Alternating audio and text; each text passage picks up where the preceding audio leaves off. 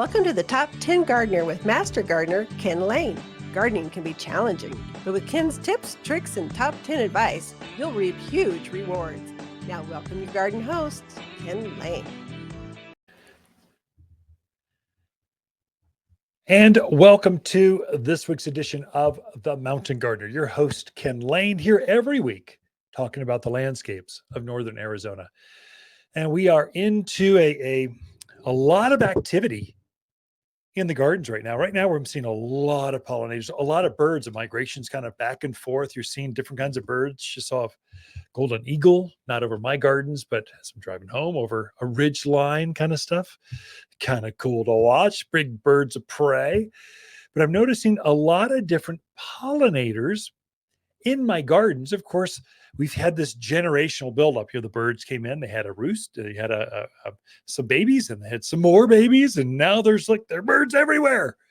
Bees can be the same way. Butterflies can be the same way. Hummingbirds can definitely be the same way. You start out with a few hummingbirds, and then there's more because they're hatching. They're getting more. They're trying to get their strength up because they know that the migration is coming. And so they're trying to build up their strength of their wings and their body weight. It's a lot going on. I noticed that in my own gardens, there's this beautiful black bumblebee. It's a bumblebee. It's a larger bee, quite large. And it's on my, what was it on? Sunflowers. It's on geraniums. It's on petunias. And it looks like a bumblebee it kind of even has some stripes to it, but it's all black. And that is a cutter bee. It's related to a bumblebee. It is a bee. It's actually a pollinator. And it's the one that actually takes and puts a perfect kind of like dime-sized hole in your foliage. What it's doing is it's harvesting the foliage and taking it back to the nest, and they use it in the hive. I actually think, you entomologists, you kind of correct me on this, but I think they're making like foliage stew, some fungal stuff so they can feed their youngs, and there's all kind of this symbiotic thing that happens. They're a very beneficial bee out in the gardens. They do leave some holes in the foliage. It used to bother me. Anymore, I kind of go, they're so cute. Look at him. He's so industrious. Look how perfect the circles are in my foliage. And I have more grace now, so I kind of go with them. Their hives are quite small, just a few dozen bees. The ones that I've come across, bumblebees generally are smaller hives than, let's say, a honeybee. And something even smaller than that are mason bees. They're real tiny. They're smaller than honeybees. They're bigger than a fly, but smaller than a honeybee. But they're tremendous pollinators. They actually will help your vegetable, your fruit trees, but they're kind of solitary bees. They go out there. I have a difficult time deciding or figuring out what kind of pollinator they are. I know honeybees and butterflies and hummingbirds, they get all the glory. They're the ones that, oh my gosh, that's the only pollinators in the yard. That is not true. There's almost as many. In fact, there's more varieties of flies, not house flies. We're talking different types of garden flies. Many of them look like bees. And the only way I can tell them a difference is a bee has a different kind of eye than a fly does. So if it looks like a bee with a fly eye, that is actually a fly. It's got a different kind of that, it can see from every angle all the time, like a housefly eye on a bee. That's actually, they're pollinating, they're hovering, they're going from flower to flower, tremendous pollinators. And generally they're loners. They don't come out in groups or force. You don't see like honeybees. You'll see a dozen of them on a sage plant or a salvia. You'll see hummingbirds all over a mimosa or penstemons, these different groups. But these flies or solitary like mason bees are just loners. Just going to go out and do their own thing. And there's a lot of them everywhere, but they're not congregated. They're not grouped together. And so there's a lot of activity, kind of crescendos. It builds up through really the end of October. So it'll be glorious, lots of activity. And then sometime in October, the days will start getting shorter where there's some kind of trigger that goes off. A good trigger, not a bad trigger, for the wildlife in your yard where they'll start hibernating or they'll start migrating. They'll start taking off. So your hummingbirds will be coming. They'll just be where they all go. There's a few always on those feeders, but you'll notice there's quite a few less, or you'll see some different ones. So I encourage folks to keep those feeders, whether it's a hummingbird feeder or just a regular bird feeder, keep those during this migration pattern. They are critically important. That's the most important time that you can take care of your gardens and the wildlife in your yard, because they're moving around. And so the hummingbirds and birds, just in birds in general, they're up north, they'll start traveling this way and they get tired and they need a place to rest.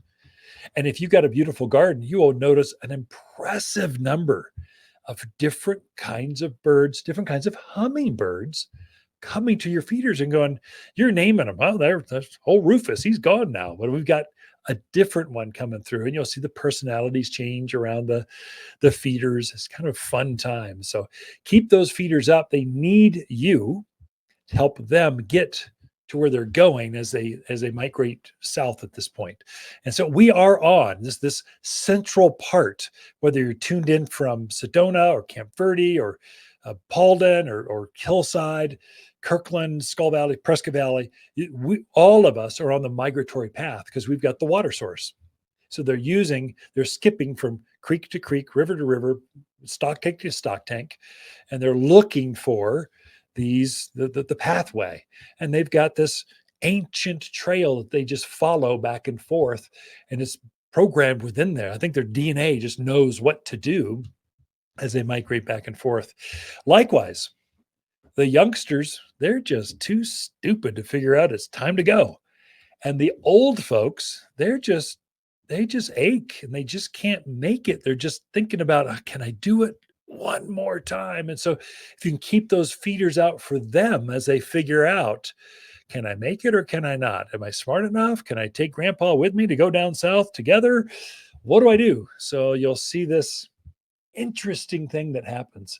That's why your fall flowers are some of the most important. Your echinaceas, your there's whole agastache. There's a whole series of autumn flowers. Mums, of course, get all the glory, but asters are right there. Even a more important phlox, a more important food source for the health. They're beautiful, but they also greatly enhance your wildlife's you can help sustainability. We're all talking about cooling down the earth. Just think about your backyard and the pollinators that are in your own backyard. You can help those directly yourself with your plants and your gardens and your bird bath, you can help them out easily just on a back patio of a condo. They'll find that and go, yeah, I'm just going to rest here on the balcony for a bit and just kind of hang out. And they'll suck on the flowers for a little bit, maybe hang out for a day or two, and then off they go. Now, where'd they go? Well, they're moving. They just needed to rest for a couple days, kind of check into the motel, kind of hang out for a couple days, get your feet underneath it, and get your wings underneath it, and take off again. So it's kind of a fun time. This is the decoration time. I think of autumn as a time. It's a time to rest. The gardens are full. You're good. Yeah, I can accessorize with some pansies. They're in some mums. Yeah, some fall, winter vegetables, fall, autumn vegetables. Yeah, that's good. But the bulk, I'm not like rototilling the entire garden. I'm not getting everything. Everything's going in. You're spot treating a few flowers back and forth. You're filling in with a few extra vegetables, kind of take you through the end of the year, and you're accessorizing with some color to help the wildlife that's out there that's going through your gardens. So it's kind of such a pleasant thing. And so I wish it was just 5 degrees cooler. That'd be like perfect. Although waterfall going to the backyard, the pond kind of floating around, sitting on the back deck, right at canopy level of the mimosas, watching the hummingbirds and bumblebees kind of pollinate all the flowers at the top of that tree and all the color and activity down to below. It's kind of a delightful time. Autumn gardens are the best, and you're by no means limited to I'm out of time. No, there's a whole series of plants that just love to be planted this time of year. And it starts with the number one, mums, but then aspens, and then maples, and then there's butterfly bushes, all these others that can also go out in the gardens. We've got a lot in store for you. Lisa Lain coming in with your garden questions right after this. Whether you're freshening up an existing landscape or starting with a blank slate, the Waters In-Store Garden Consultation is right for anyone. If you don't know where to start, Waters' personal shopper service allows you to book one-on-one time with an expert without the crowds. It's easy by phone or through our website. No lines, no waiting. Purchase a $250 gift card from Waters, and it comes with one-on-one private gardener time. You're going to love your yard again. Waters Garden Center in Prescott or watersgardencenter.com. You're listening to Garden Master Ken Lain, owner of Waters Garden Center in Prescott. Join his daily podcast for timely garden advice seasonally right for the gardens. Ken can be found throughout the week at Waters Garden Center in Prescott or through his website at top10gardener.com. You're listening to Garden Master Ken Lain and the Top 10 Gardener Podcast. Welcome to the Top 10 Garden Show.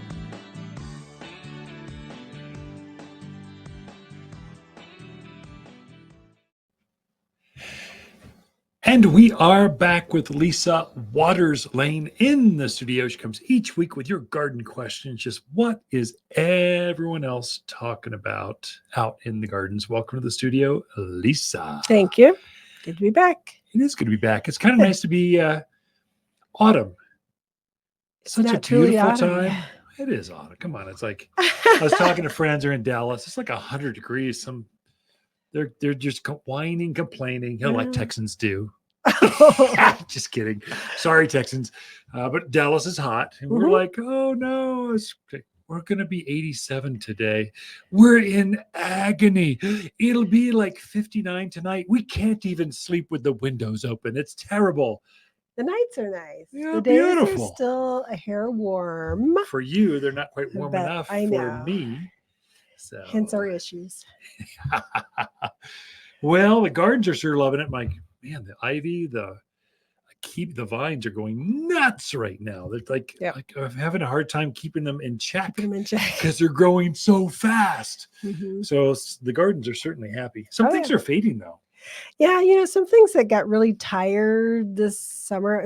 I noticed some of the maples, some of the aspens are just kind of going, is it bedtime yet? Yeah. I'm ready to go to bed. They just have that. It was kind of a rough summer. I think too, the days, the daylight, you can tell the days are getting shorter. Oh yeah. And some plants, they have no interest in short days. They want full sun. If they could be in Alaska 24/7, and we want 1 hour of night. And we're happy the rest of the time. As it shortens, you start to see things going, well, it's been a good ride. True. I think like my tomatillos, they're like, I think we're just done. I've produced. If you should be happy by now, otherwise you don't get anything else out of me. So I think he's being pulled out of the garden. He needs to. Yeah. He kind of took over the garden. It's a big plant, like tomatoes. Big plant. They're big plants. I didn't realize it was that big. Well, plus we put it in a big tall pot, so we have a huge plant, 2 of them in a huge tall decorative glazed pot. So it just kind of cool. May not happen next year. Okay. All right, Too big. You'll forget by next spring. Tomatillos sound good. Let's buy 5. That's the way it goes sometimes. That's why it's good to keep good notes. Yeah. Take pictures. Have a garden journal. Write your notes. Keep your tags. Yes, all those things. Very important. What are other people talking about? Well, not their tomatillos. That's for sure. Okay. Jonathan is in Prescott Valley. He needs a good hardy ground cover for a hillside on the southwest side of his home. Okay, hot. Yeah. He was looking at the Calgary carpets or the coral beauties, the cotoneaster. Yeah. Wants to know, is one hardier than the other? Is one preferable than the other? Is there any other recommendations you have? Good question. Yeah, good question, Jonathan. So junipers, there's several ground cover junipers, and there's quite a few ground cover cotoneasters. In fact, we have an entire section of just knee-high and below things like that. So Jonathan, it might be good to, instead of doing your recon online, come in and actually touch, feel, and see what they look like. It's far easier that way. So both are good choices. In fact, if it's a large area, Jonathan, do both. We'll do a groupings of 5 over here, a grouping of 5 over there, and they're companion plants. So they grow together. And so which one is better than the other? they're both really strong. They're Mhm. both really good. And they're often designed. I mean, like if you're designing one and you've got room for another, you kind of break it up. So it's not just a sea of sameness. Right. Going back to your question, though, and what else would you suggest? Now, I like answering that question because it's unlimited. I guess we did write an article last weekend on ground covers and vines. So a lot of vines are, everyone thinks of vines as they must grow up something, a fence or pergola, a trellis. Right. You know, they can just grow up a hill or across the yard. So honeysuckle, there's quite a few honeysuckle that are perfect for this. And I would say honeysuckle is used more for ground cover than it is for climbing up thing, or as often used as ground cover as it is up things. An interesting one that I've seen at like Yavapai College, they used a ground cover trumpet vine as a ground cover. You know, it's a steep slope. This is a big red flower. It's like a honeysuckle on steroids. It just grows really fast, really big. But if you just let it grow across the ground, it's like a 1 foot tall, just spreading thing. It was stunning, just stunning. Virginia creeper. That's another vine that's very much in the wild. That's a native plant for here. That's how it grows in the wild, as a ground cover, not as growing up things, but as a ground cover. Well, you can do that. Everyone wants to put it up some sort of trellis work, but it's natively programmed to go ground cover. So I would say those are good. Think of your vines, and then there's some other ground covery kinds of things. Of course, the number one perennial that's used that way is periwinkle or vinca. It's a evergreen, kind of a 8-inch wide, tall, spreading.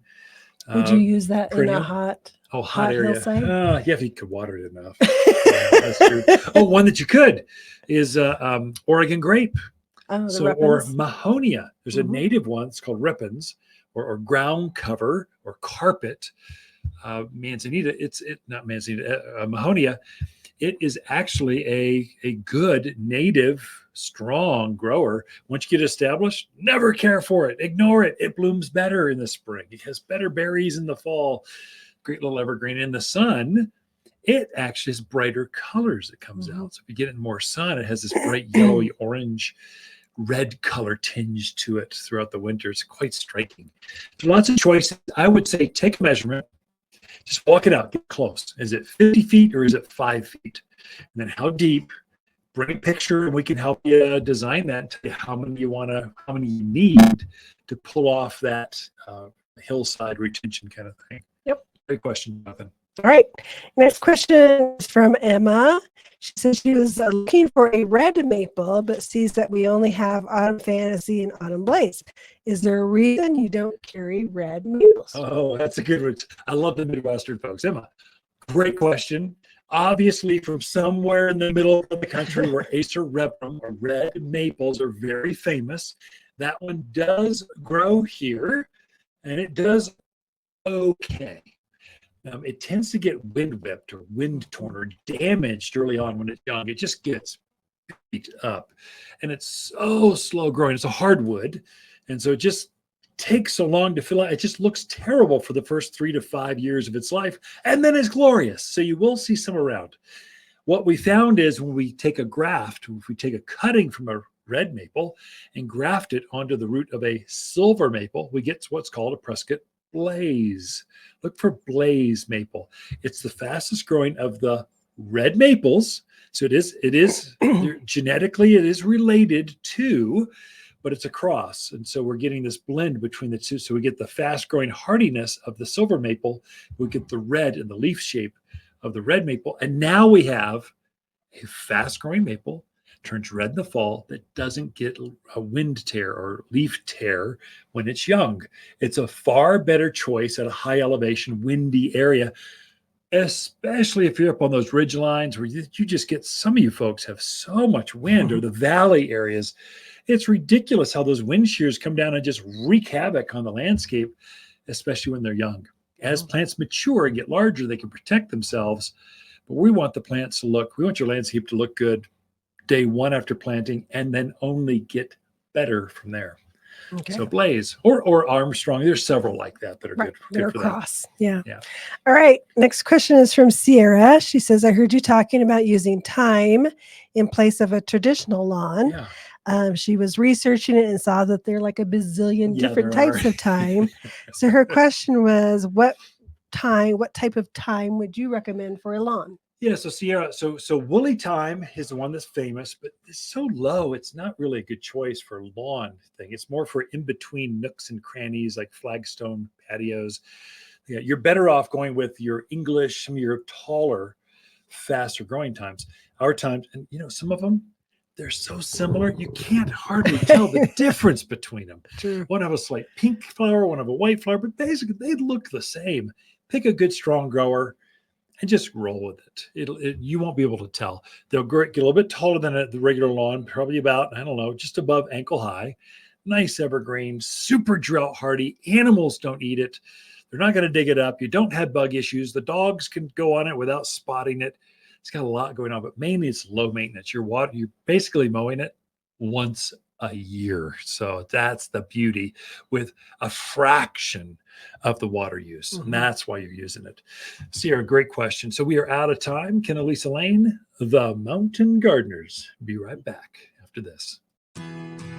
If new neighbors are encroaching on your privacy, we have just the solution. At Waters, we have an entire section of thick, bold plants dedicated to privacy. Fall is a time to plant a new privacy hedge, and we're here as advisors. Take a quick measurement and snap a picture before you come visit, and you'll quickly be living in privacy once again. Plus, our team of experts know how to plant to increase plant growth next spring. We'll show you how. Waters Garden Center. We know privacy in your backyard. You're listening to Ken Lain, aka the Top 10 Gardener. Ken can be found throughout the week in Prescott at Waters Family Garden Center. Listen daily as he answers the top 10 questions of the week, streaming on Apple, Google, Spotify, or wherever you download your podcasts.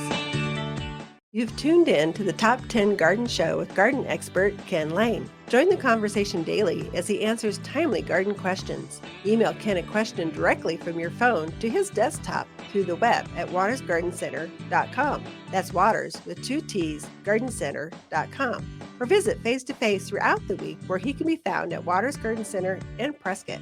Now welcome your host, Ken Lain. So garden centers right now are gathering together around the country. There's like 13 to 15,000. We don't know exactly. There's so many of us, but every town has 2 or 3 garden centers throughout the country.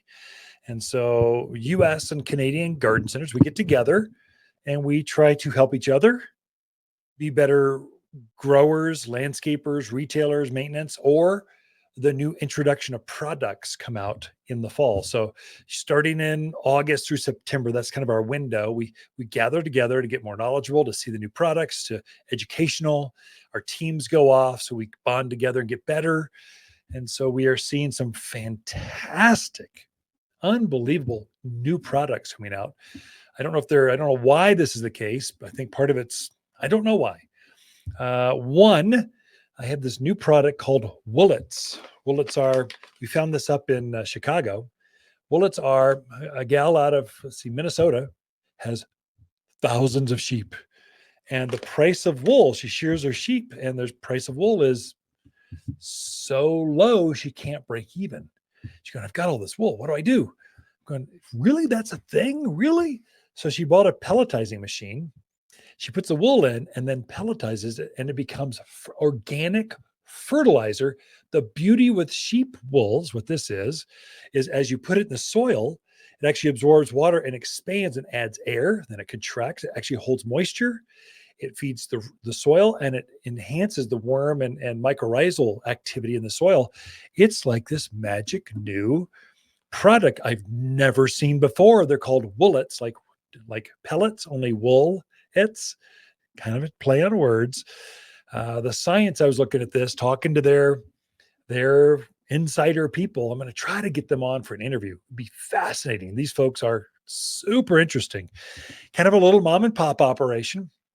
They package this stuff up and they come in. It's like little tiny pellets. They look like wood pellets, only they're not. They're wool pellets. You add them to your garden soils and enhance the richness of the soil. I went, that's perfect.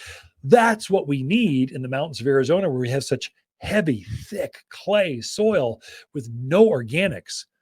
Now we can add organics that actually enriches the soil and expands and lightens up this heavy clay. I'm going to try it out. We're trying it now. But what I'm seeing is it's really great. It could be used in houseplants, raised beds, containers. It's a great product. Will it brand new? We'll introduce that, do more with it next spring, but we're starting to get next spring's products in today as we try to figure out how to use them. Another one is sustainability is a big deal. And so we are unsustainable on many of the products that we're harvesting from the earth. And one front and foremost is peat moss. Peat moss is becoming, you're harvesting these peat bogs and they're deplenishing. This is not sustainable for the long term. Peat takes millennia to build up, and now we're harvesting them, and you can run out of this resource. So we're trying to find alternatives to create mainly potting soil. That's the number one ingredient in potting soil is peat moss. Then you do some compost, some perlite, those little white pellets that keep aeration in there. There's a lot of good things. Peat moss is a great product, but it's not a sustainable product. It's better. Is there a more environmentally safe way to introduce soil amendments that's better than peat moss? This might be sacrilege to you. Well, your grandfather would have said, yeah, crazy. But everyone's into gardening now, and it's only getting bigger. And now we're global. We got to find another way. Well, we found it's called Molly's Soils. This gal, I think another good, smaller, this is a Canadian company. They came up with other additives, whether it's volcanic, different resources to replace that peat moss. It is unbelievable how well this potting soil grows without any peat moss. So we've got three mixes. One's for cacti, one's for just regular house plants, and then one's for just a regular potting soil. So for generic, orchid mix, an orchid mix. So orchids, potting soil for regular houseplants, and cactus. The richness of this soil, it's like a couple dollars more expensive, but way better for the environment and even better at growing plants. Unfortunately, I can't figure out how to get this in bulk yet. I've got to go smaller, house planty kind of container, maybe back patio containers. But a fantastic new potting soil that's better for the environment. These are brand new products. Again, we brought it in now to introduce it, play with it, get familiar with it, so we can now recommend it to you all and go, this is the greatest thing ever. Why would you try anything else? You're growing pot, do this. You're growing tomatoes, do this. You're growing herbs, do this. New Mastera, do this. So whether it's a good product for that, we want to sell it with confidence. So we bring it in a season ahead. So we're ready for next springs as it rushes in. Another one, they've got some creativity. This has got to be 3D printing's a big deal right now. And then new, just different new ways, laser cutters, this kind of stuff. We have a new houseplant stand. You got the old moss pole, boring. Oh my gosh, been the same for 50 years. They're doing decorative cutouts of foliage. It's just really fun that we brought in now. So now you can hang up that pothos. It's going to run around the room with a decorative, designer-esque, beautiful plant stand that holds up your plants. Lots of new things coming in. Lots of fun new products coming in at the Garden Center. We're out for this moment. Be right back after this message. Water's garden companion plants for September are pampas grass, honeysuckle, raywood ash, and lacy blue Russian sage. Lacy blue Russian sage is a Water's preferred perennial for its compact form that doesn't flop over in the landscape like others. The spiky blue flowers bloom summer through fall with aromatic foliage detestable to all animals. Simply stunning at the edge of dry stream beds mixed with wildflowers. Shop in-store or online at watersgardencenter.com.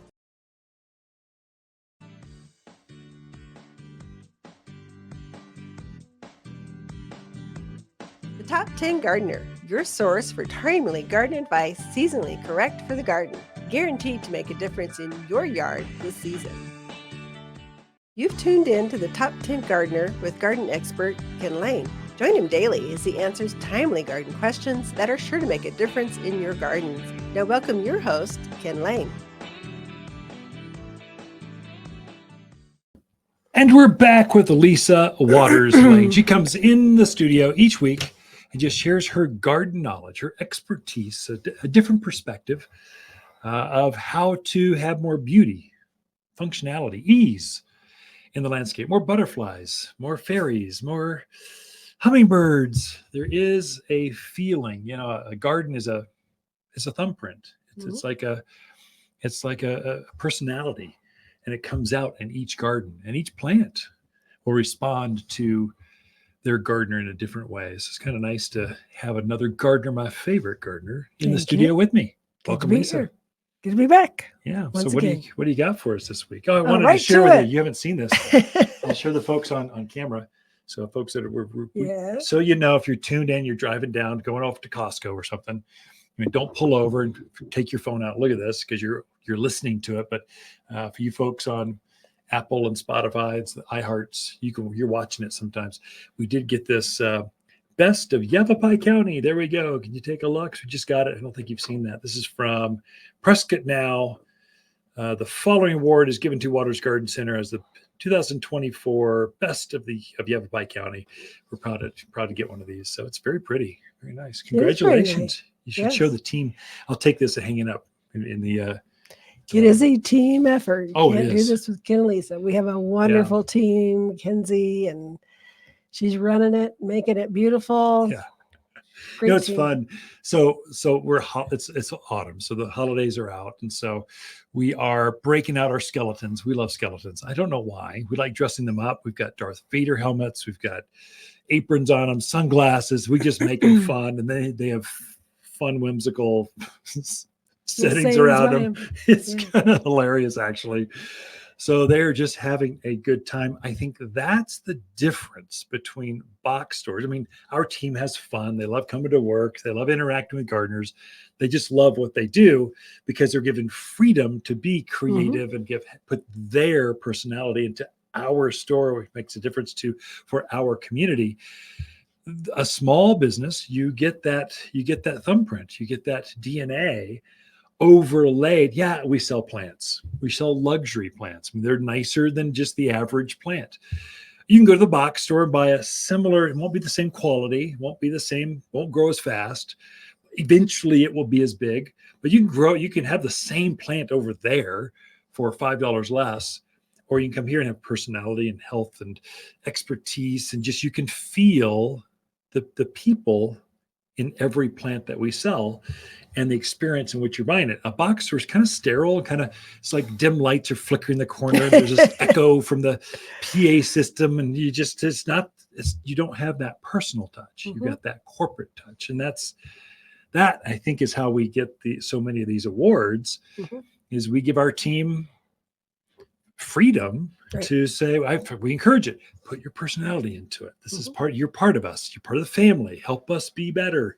Yep. And they do. And that's why we have a place where our employees put their roots down. They never leave, which is great. We love it. So anyway. Definitely. So I went off on that riff. I don't know. You always get on some soapbox. But yeah, the skeletons are really cute. People should come in and check those out. Yeah. Along with the mums, along with the autumn plants. Now you're giving away my whole spiel. Sorry. Yeah. So mums? Just on mums. No. Okay. Actually, what I wanted to hit on first was there's still a lot of great perennials out there that could be planted now. And they're going to be super happy being planted now because we're past the heat of the heat, but the soils are still warm. They still got some growing time to send out their roots and then go dormant for the winter and then wake up in the spring. I just brought a couple of them that are still looking really nice. So this one is Agastache. Crazy. This is Pink Pearl Agastache. Say that without spitting. So Pink Pearl. So Agastache. So I've told you guys about the little hummingbird that hangs around the garden. So he loves this plant. It's a favorite. Usually in the morning, I'm out there, I see him. He's hitting this thing first. He just absolutely loves it. great plant. Kind of, you could use it in place of salvia if you feel like, you know what, Yeah. 6 types of salvia in my yard are enough. Maybe I want something different. The agastache is a great substitution for that. This is also called hummingbird mint. Mhm. Oh, it is. Okay. Hummingbird mint. No, well, no wonder. So animal resistant for deer and bunnies and javelinas, but the hummingbirds and your other little pollinators are going to love it. Yeah. This Yeah. one, this is a companion plant to Russian sage, some of Mhm. your salvias, like you mentioned. It doesn't get as tall and it's not as weedy. It's far easier to care for, to maintain. A true perennial that is Mhm. just going to be up and glorious for the summer through the autumn. It'll bloom like this into November. It's a crazy long bloom cycle. And then it hibernates underground. You mow it back and then it comes back fresh every year. Mhm. And so it's just a good, strong plant. The reason it's not so weedy, it doesn't send off seed everywhere, which Right. means it blooms better. Mhm. And it keeps its space. It doesn't tend to want to run across the yard and lift up your rock and do issues like Russian sage does. You're not going to be It's pulling a messy it out plant. of, it's not going to be in every crook and cranny that you have. And longer lived Yeah. than most perennials. Mhm. Good agastache. So Just a great agastache, choice. this is looking really beautiful right now, so I thought I'd bring it in. And way better than just purple. Oh yeah, Purple's isn't it boring. nice to have something different? Have pinks and reds and some of these others is a great idea. And so I brought in this coneflower or echinacea. This one's called Sweet Sandia coneflower. And I thought this was really cool because the blooms start awesome. out green, Yeah. like a chartreuse green. That's crazy. And then as it matures, it turns into more of a pink. You can kind of see one of Pink them. inside. Yeah. There is a little more pink. Yeah. But really cool because you get the change of color on the one plant. And so as a bloom matures, it's going to turn more and more pink.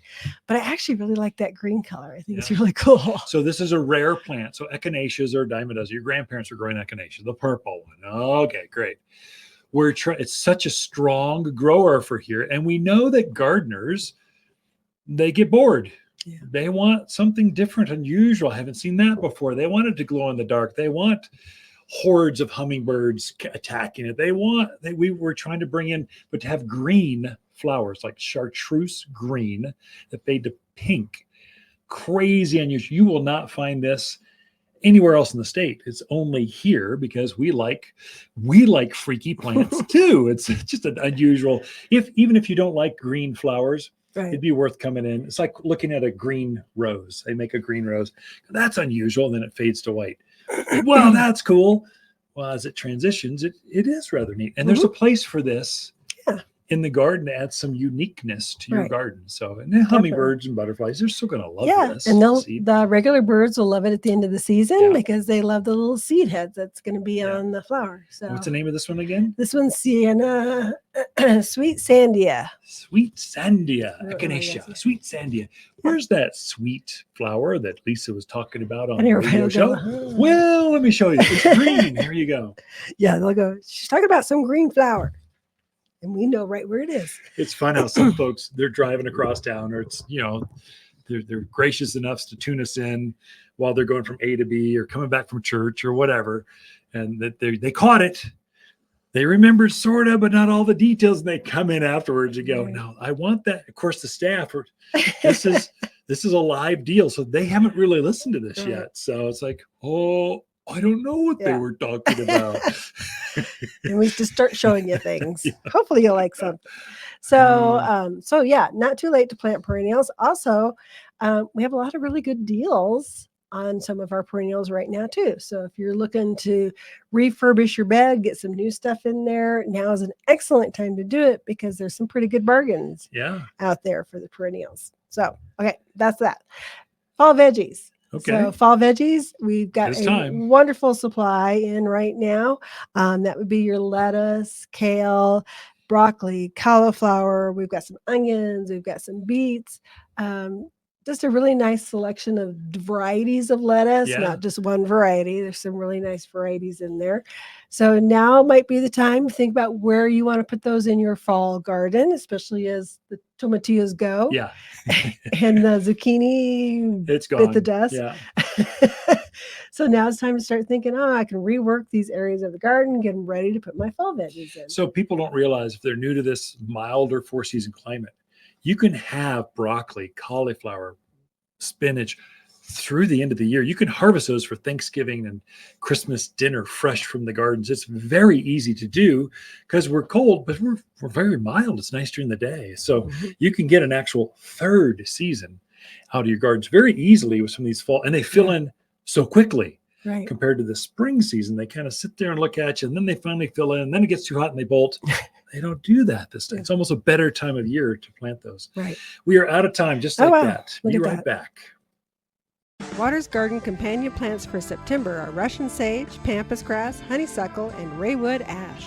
Raywoods are superior shade trees for wind and drought locations. Plant as a single specimen or in a grove for more widespread shade on hot south and western exposures.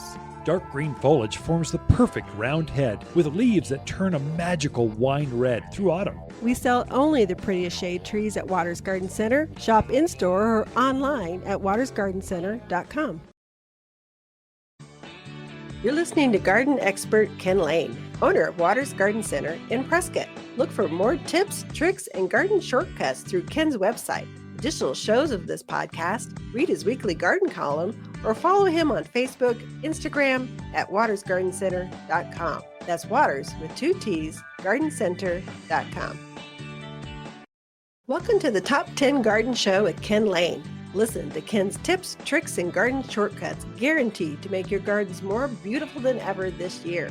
Now welcome your host, Ken Lain.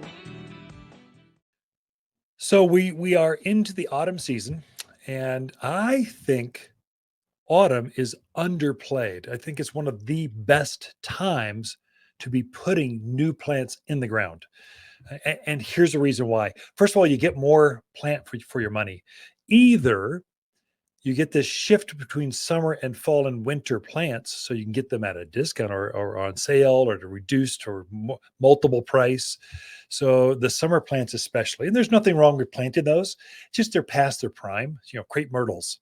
They've been blooming for 2 months now. They've been glorious. And now they're starting to not bloom as much. They have their little bean pods that they kind of throw on there, and they've lost their glory. Well, we don't want those. We don't winter those over. We'd rather have you take them. Get them out of here. We've got fall plants coming in. So the grasses and the amber maples, there's all these huge mums. There's all these different flowers and plants coming in that are in their peak during the autumn season.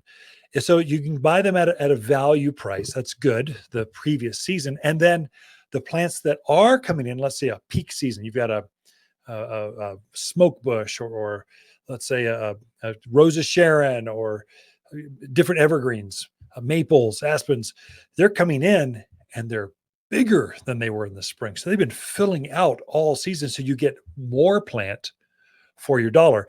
They aren't at a discount. They're regular price what they've been all season, but they're bigger because they've been growing all season. So it's just a great time. They transfer into the ground with less transplant shock because the ground is warm. The days are cool. The nights especially are cool. That wind that just whips through stuff. Spring is like a windy time when that's not good, especially as you have this brand new growth that comes out. It's harder on plants. Well, the foliage is mature now, and that crazy nonstop wind of spring is kind of, it can be blustery, but that prevailing southwest wind, that's not there like it is now. So they root out faster, they adapt easier. So it's just a good time to be planting for plants, especially bigger, let's say big, let's say spruce or pine or firs or cypress junipers. These big, you need a privacy hedge. Now's the time. This is your peak, kind of your ideal time to be planting those. Now, if you're planting, now I encourage it, obviously, but if you plant now, you're going to need to take care of it through the winter. And so it's not like you can just put it in the ground, water it once, and you're done till next spring. That is going to fail miserably for you. It's not going to be good, not going to be pretty. You're going to think, oh, I'm such a bad gardener. No, you're a bad waterer or carer for plants. If you just watered things throughout the winter, you would have been fine. And so that's the caveat. I notice the difference between, let's say, Midwest or Southern. They're saying fall is for planting. That's true because you put it in the ground, everything turns to ice. And you don't care for it. We don't do that here. I mean, first of all, who lives in that kind of climate? Here, it's so nice It's January, it's still beautiful out. Well, plants are also still rooting at that point, and they're still using moisture. They don't have this permafrost. We keep growing. And so you'll get more growth next spring. So you're watering things, I would say water like you normally would through October, the next couple months. Then sometime in November, we start to throttle back. Oh, it's obviously transitioning with the end of autumn. And so then you can throttle back to maybe turn that irrigation back to once a week, once every 2 weeks. And so I'm already starting to adjust my irrigation backwards a little bit. And so I was at every 7 days for my trees and shrubs. Now I'm at every 8. I was kind of chicken. I should have gone every 8 or 9 or 10. I'll do that in a couple of weeks. My container gardens, I was at every day. Now I'm at every other day.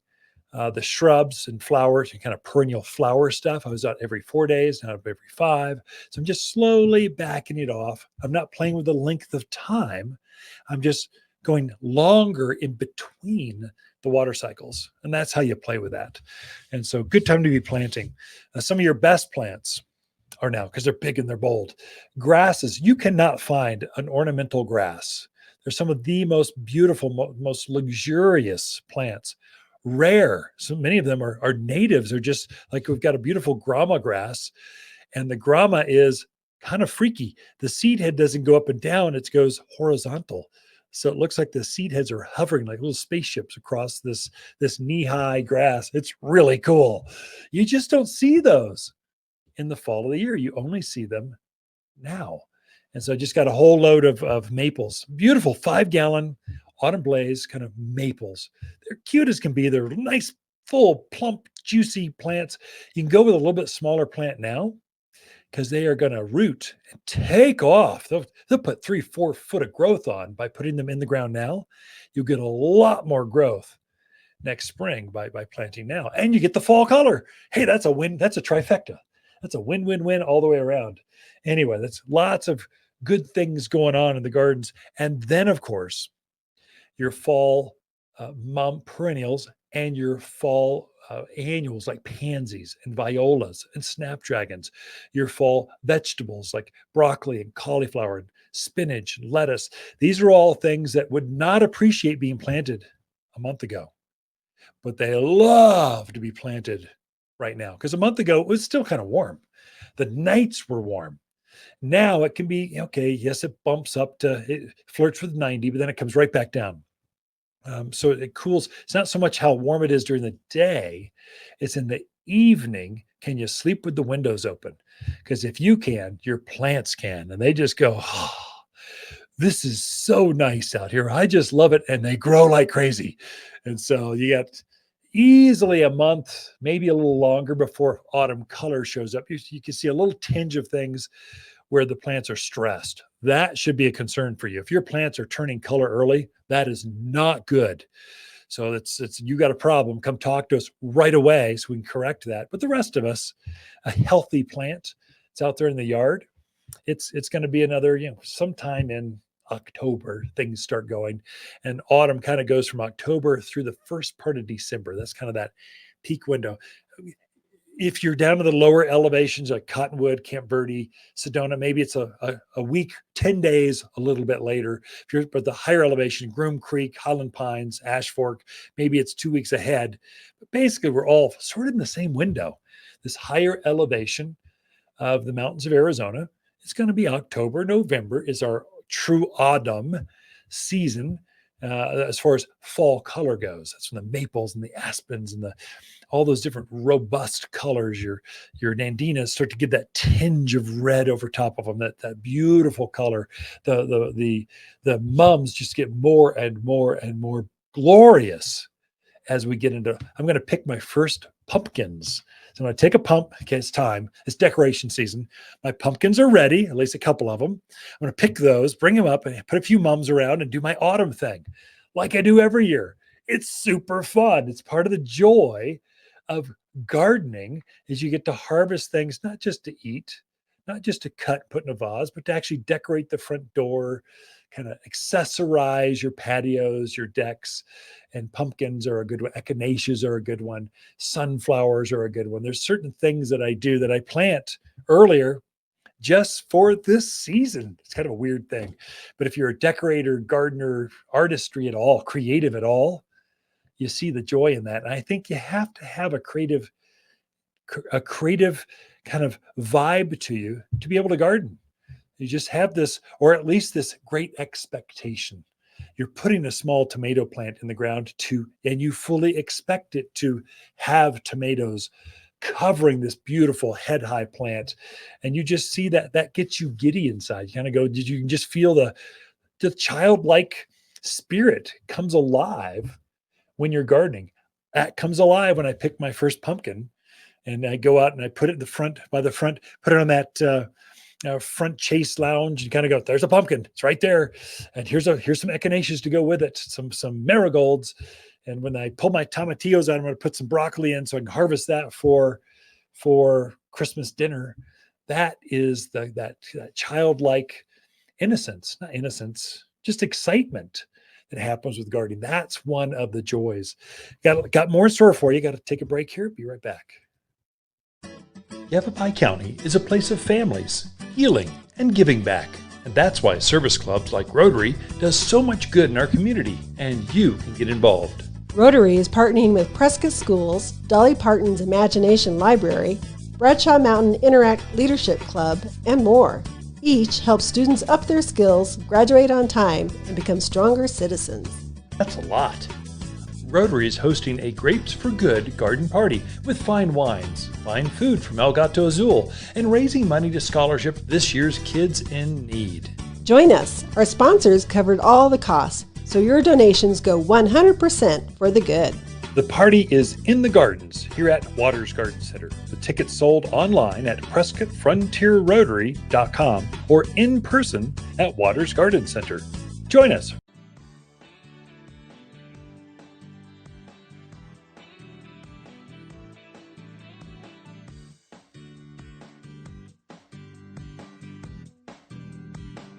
You're listening to garden expert Ken Lain. He can be found throughout the week at Waters Garden Center in Prescott. Thanks for tuning in to the Top 10 Garden Show. You've tuned in to the Top 10 Gardener with garden expert Ken Lain. Join him daily as he answers timely garden questions that are sure to make a difference in your gardens. Now welcome your host, Ken Lain. So I am an artist, basically. Yes, I run a small business, but I love plants. The reason I love plants is not for the living, breathing thing they are, but how they react to and enhance your environment, how you can blend the different textures and colors and heights and fragrances together. It's truly all five senses brought together and heightened your senses. And if a great garden is done well, it draws you in, you lose track of time, you just start taking interest in the little things in life. Your cell phone kind of disappears. The birds start to sing sweeter songs. The radio even plays better songs, all because of a great garden. That's what great design can do for you. You should be able to sit in your backyard and kind of go, I just love living here. That's what great landscapes and that environment. It's not the sofa. It's the vista. It's the shade. It's the hummingbird feeder. It's an experiential thing. It's much more than just that. And so part of this artistry is I like the podcast, the radio show, the writing a garden column, the photos that go with that. I'm a photographer. I like taking the pictures, and I like creating ads. It's basic graphic designers. You graphic designers out there, you know what that's about. It's this beautiful imagery, the depth, the colors, which fonts, the colors, how it flows. When done poorly, you kind of go, oh, you cringe. You go, oh, that is so 1990s. And when it's done well, you're going, cool, that's pretty neat. I got to look at that again as you scroll through. And so I create stickers each month. Bear with me. Hold on. Don't tune out yet. Hold on. So we've got these different sticker drops. And once a month, I'm creating this. What I find is I've got magnets and stickers. The older folks love magnets. I don't know why the difference. And the younger folks love the stickers. I'm going to try to convert this into, if you're a travel guru, this is now I'm seeing stickers on like luggage. Instead of putting that cheesy piece of satin tie on your handle of your carry-on, put a sticker. you got a travel Globetrotter sticker on your Waters Garden sticker. The newest one I played with basically holographic. It's got this depth or 3D thing to it. Of course, garden-esque. Yes, it has our logo on it. It's not the primary thing. It's about the flowers, but it's coming from us. It is a branding thing, but it's getting a following. So this week, the September sticker dropped. Please come and get one. Every customer that buys anything can have one free. Normally we charge $5, but anyway, so that's kind of a fun new thing. And I like doing that because it takes me an hour to create one. You're doing it computer wise. It's this image you have in your head. You try to put it down in sticker form. And it just comes out, and the team goes, "Oh, boss, this is the greatest thing ever. Oh my gosh." And you're starting to see them on people on the staff on their bumpers. That means, oh, that's good. That one worked. Another one are garden classes. Every weekend we have a garden class. This week it's the tough 8 and how to plant them, how to grow them. So the toughest of the tough. Next week, the 21st, privacy screens in the secret garden. And then stunning container garden, September 28th. And then we keep going through October, of course. So those are all available. They're free. They're at 9:30 on Saturdays here at Waters Garden Center. Come hang out with some other really cool people called gardeners.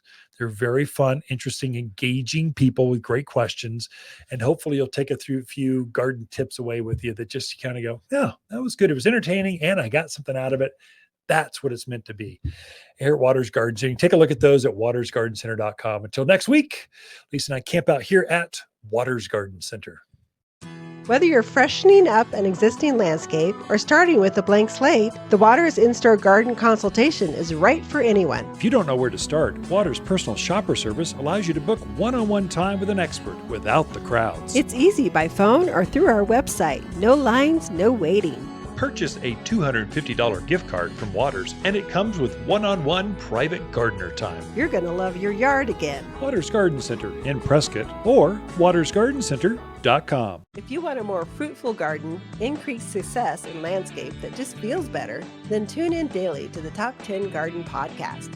Years of tips, tricks, and garden shortcuts are guaranteed to make your gardens nicer than ever. Listen to this podcast or read Ken's weekly garden column by visiting watersgardencenter.com. That's Waters with 2 T's, gardencenter.com. Thanks for tuning in.